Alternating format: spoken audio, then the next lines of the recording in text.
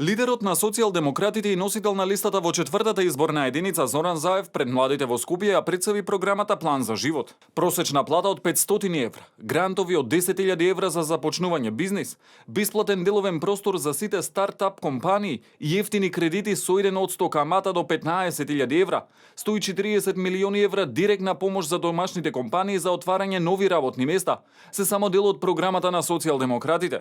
Сите други аспекти, кои што значат 140 милиони евра директна помош на домашните компании, ќе бидат насочени за обезбедување на работни места. Оној бизнисмен кој што ќе отвори работно место за млад човек, помлад од 32 години, ќе добие 10% повеќе од тоа што го следува по законот, за да го стимулираме. Истовремено, просечната плата таргетирана е да достигне 500 евра или 30.000 денари.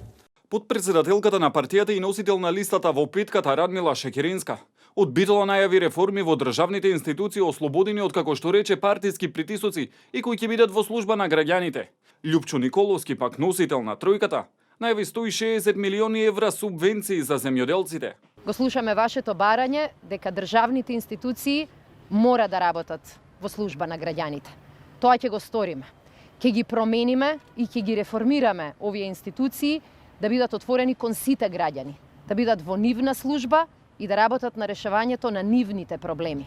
Ќе воведеме двосменско работење во клучните институции, за да ги направиме институциите отворени кон сите граѓани до 20 часот. Затоа испланиравме 160 милиони евра секоја година за земјоделците за субвенции или минимум 640 милиони евра во првите 4 години наменети за земјоделски субвенции.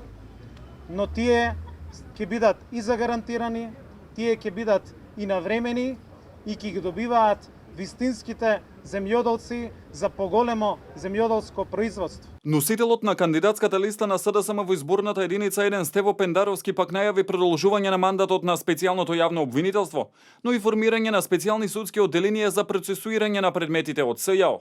Носителот на двојката пак Оливер Спасовски најави дека во програмата План за животот е предвиден генерален реизбор на судиите.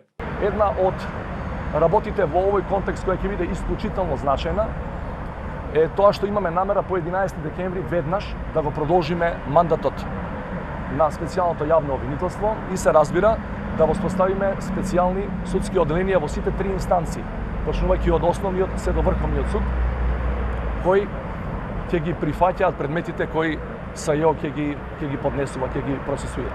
Само со целосно независно судство, само со институции кои ќе бидат во служба на сите граѓани, можеме да ја вратиме правдата во Македонија. Само доколку сите се еднакви пред законот, Македонија навистина ќе биде правна држава. Караванот на СДСМ и коалицијата пред изборната кампања ја започнува вечерва од Прилеп, каде што ќе се одржи централниот митинг, а претходно ќе одржи и митинг во Крушево.